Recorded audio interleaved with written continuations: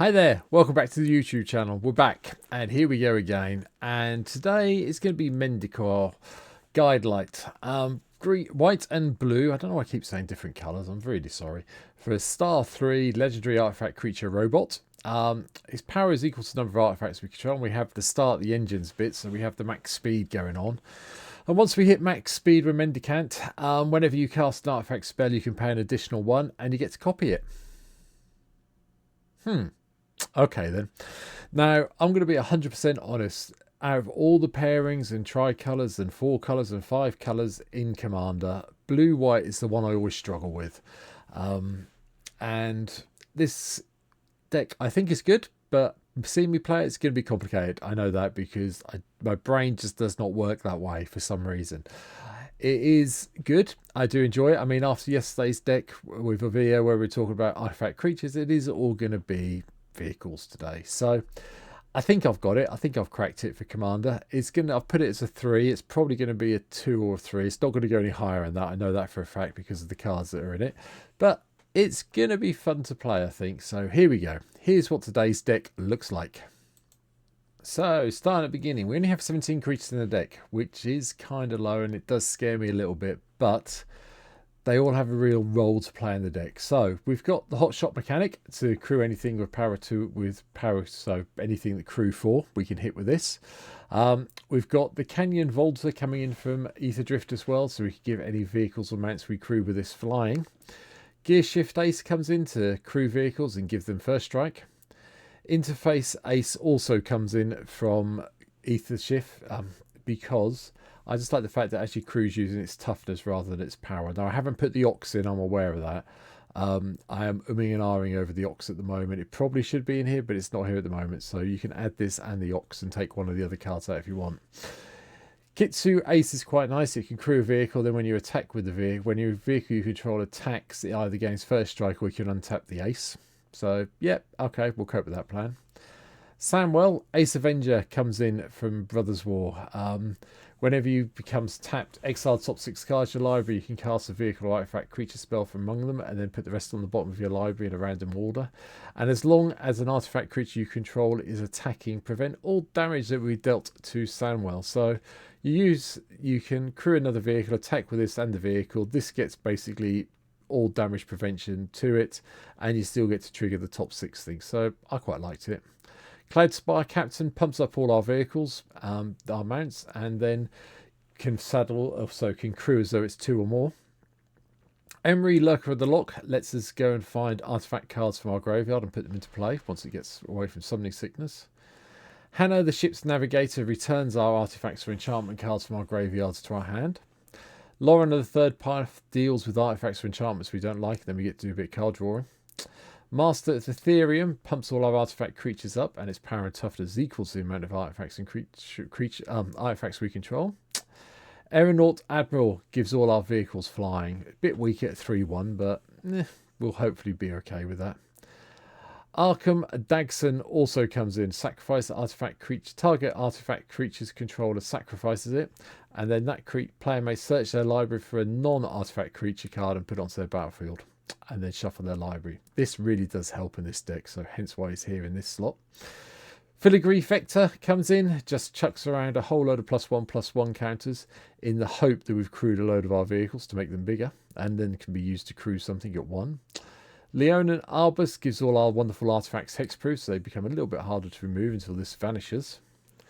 Kadutha Forge Master appears again. We're getting a lot of Forge Master decks. Well, Forge Master's turning up in a lot of my decks at the moment, purely because Aetherdrift is so heavily focused on artifacts and vehicles. It's worth having around, to my mind. So it's here again today. And then we have Sharding Finks, so that when our artifact creatures deal combat damage, we get some Thopters, which we can then use to crew on the next turn. Spell-wise, Counterspell and Cyclonic Rift and Mana Drain give us some control. Servo Expedition gives us a couple of artifacts that we can use to crew. Wrath of God for more board control. Season of Weaving doubles up as our second type of Cyclonic Rift in the deck. And then we can draw a couple of cards if we need to. Or we can get copies of artifacts or creatures if we're in a real push as well.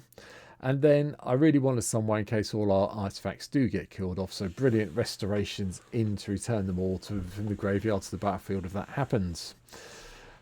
Artifact wise, obviously there's a lot of artifacts because of the vehicles, but there's a fair few other bits in here that are worth talking about. And basically the most of it's starting with the ramp. So Mox Tantalite Soul Talisman. Elixir, yep, it's back. It's going to be here to save us and shuffle everything in again. Soul Ring, Arcane Signet, Marble Diamond, Pearl Medallion are all here as ramp. Then we've got Reckoner Bankbuster as the first vehicle to crew, mainly because it gives a way of drawing some cards, and then when we get the last card off, we get a pilot, so yay. Sapphire, Medallion, Sky Diamond, Talisman of Progress are all ramping. Aerial Surveyor is kind of a vehicle that can ramp if we've got, as long as we've got less lands in play than the person we're attacking with it, we go and get basic planes, put it to play tapped, so that's nice. Daredevil Dragster, when it attacks or blocked, put a velocity counter on it. Then if it has 2 or more velocity counters on it, sacrifice it and draw 2 cards.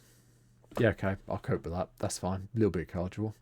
Recovery Unit brings back anything with mana value 2 or less. So all of our pilots that may have been killed off, or any of the creatures, well, all of anything from sort of like Sapphire, Talisman of Progress backwards, obviously. Mindlink Mech I just like because it comes a copy of something that crewed it, and it's a 4/3 and it has flying in addition to its other types, so that's quite nice.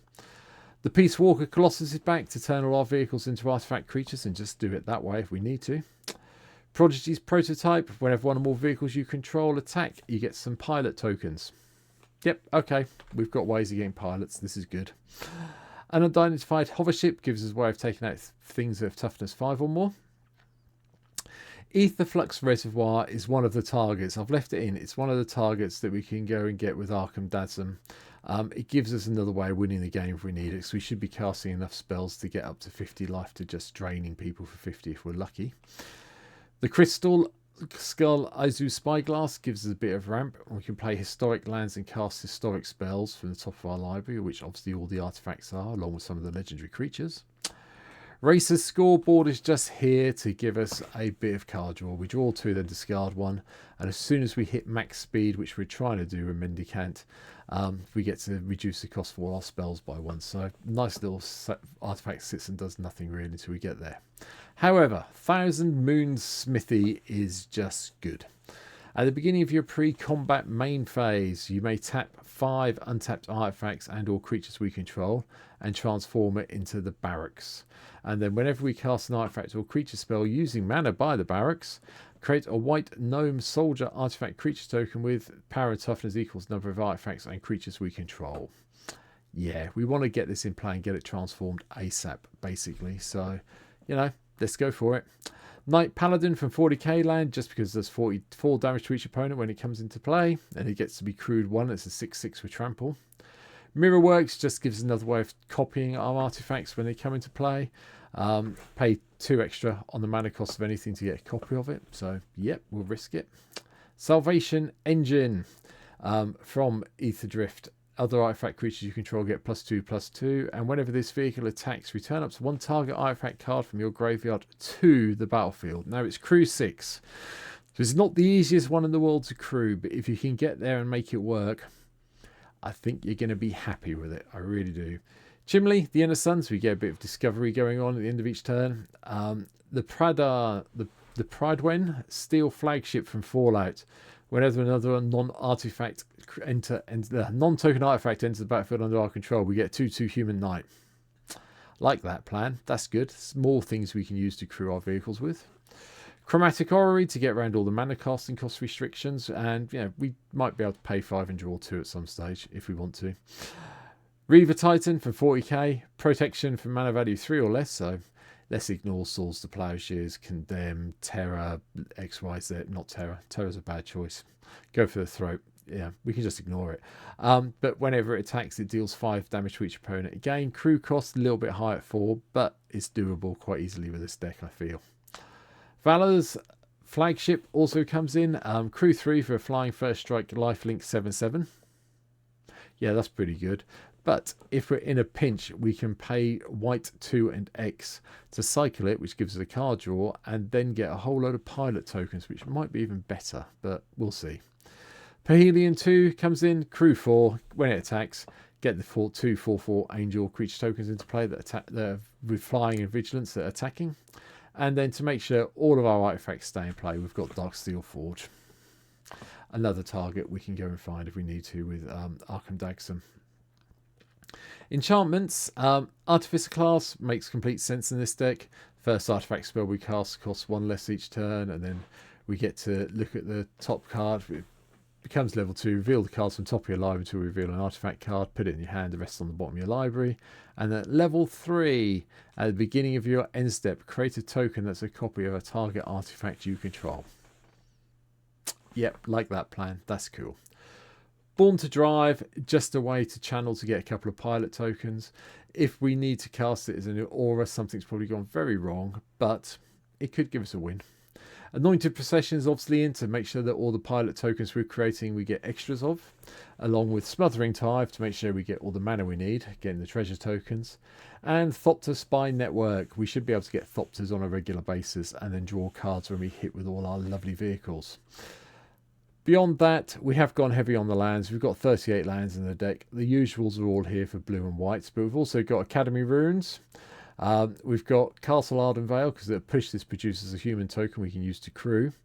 Vantress for a little bit of scrying. Country Roads are in, so we can sacrifice it off at some stage for a pilot if we need it. We've got the blue version as well, but I can't remember what it's called. They're all here. Foundry of Consoles, also sack off 5 mana, 2 Thopters. Doable if we need to do a push. Inventor's Fair to get a little bit of life. 5 islands, 5 plains. Reliquary Towers here, and Temple of the False God to help us cast everything. And that's it. That's my take on Mendicant, the core Guidelight. Yeah, like I say, I don't think it's the strongest commander deck card, well, legend I've covered, I should say, from the whole of Aetherdrift so far, but you know, it's one of those cards that'll sit there and do nothing for a little while, then all of a sudden they'll become a broken vehicle that actually hits play, and we'll have a lot of fun playing around with it.